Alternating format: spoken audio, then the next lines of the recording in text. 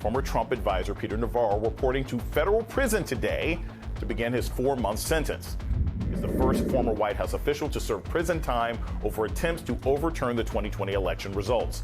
And it's the first contempt of Congress imprisonment since the 1950s. Navarro refused to comply with a subpoena from the January 6th Select Committee as they sought information for his role in helping Trump subvert the presidential election. We had over 100 congressmen and senators on Capitol Hill ready to implement the sweep. Do you realize you are describing a coup? No. He has so much knowledge to share with a journalist, but he refuses to share that knowledge in response to a lawful subpoena. We are back with our guests, Christy Greenberg and Renato Mariotti. I have to ask you all this. This is very important when we go into the overall nature of this case. Navarro said he had executive privilege, even though he said right here on the beat, pretty much explaining how he had been involved in this coup process. What I have to ask is, when we look at the overall sort of universe of people who were involved with the Trump campaign, people who were involved in January 6th, is Peter Navarro a big fish? Is Peter Navarro someone, Christy, that we can say, all right, this is a sign that the sort of Trump coup attempt has really been hobbled and it'll be a shot across the bow to other people who've been involved? I'd like to think so, but who knows? I mean, especially with Donald Trump's rhetoric as of late, I mean, it seems like every speech he gives, it's more and more, against the rule of law. And so I would like to think that this is a deterrent, but given Donald Trump's own strength, if he is to take office in November, who knows what happens to the rule of law as a result. I mean, looking at this example where, Navarro says that he is a victim of political persecution, you can say something over and over again. It doesn't make it true. And he clearly had due process here. He just ignored that process. And so I'd like to think this is an example, but again, a lot of that will depend on who becomes the president.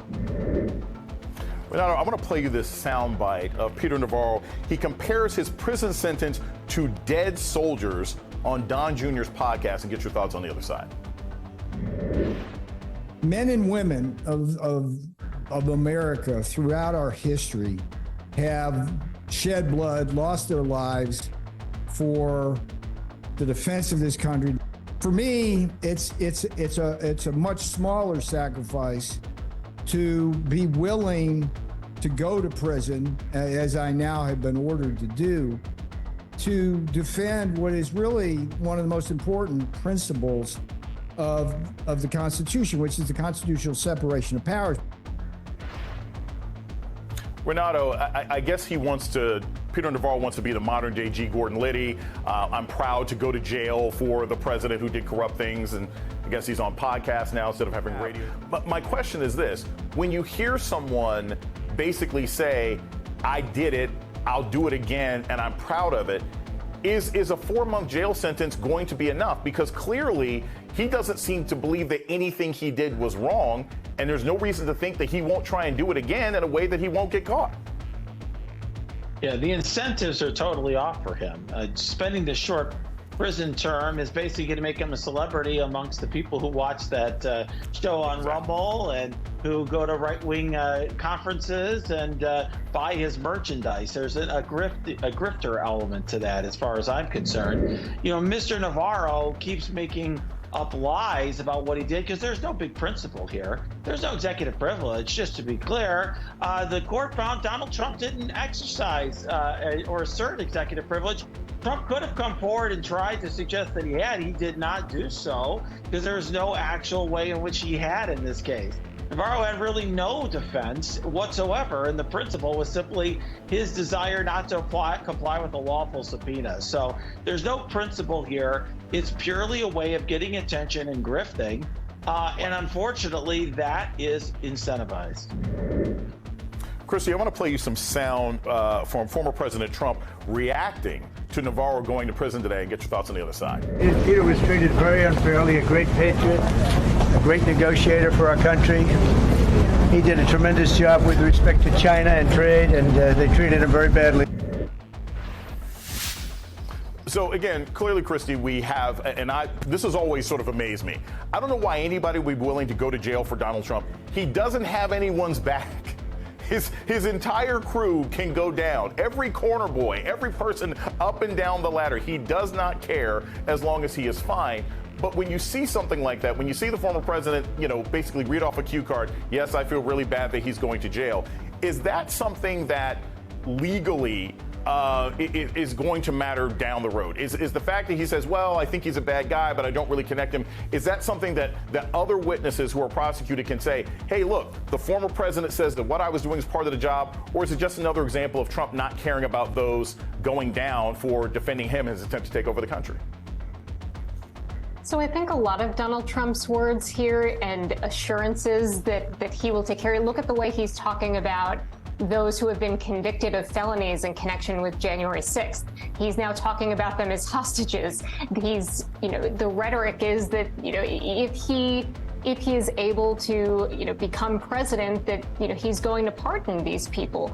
That seems to be the upshot of his comments. It seems as though, even he still has a co-defendant in Florida, two co-defendants in Florida. Right.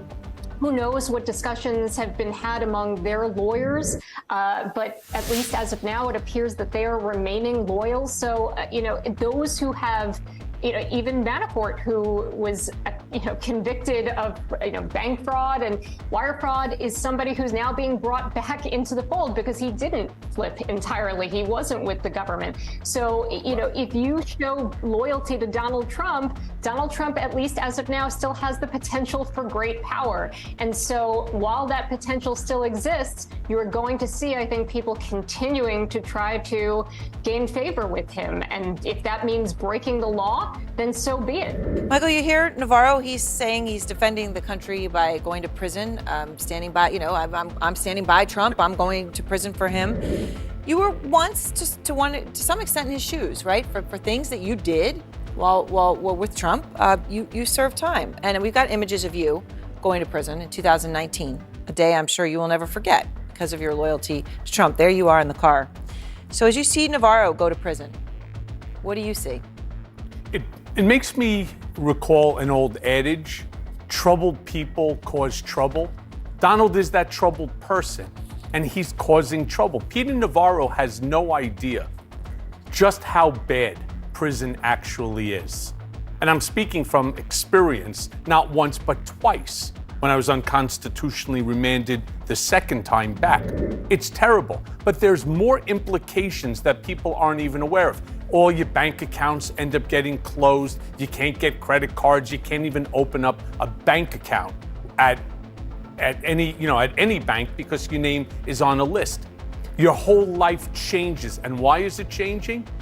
Because he's doing something for Donald Trump, a guy who's 100 miles away from him, enjoying a Mar-a-Lago burger and a bunch of ice cream at his gilded club. I don't know what he's thinking.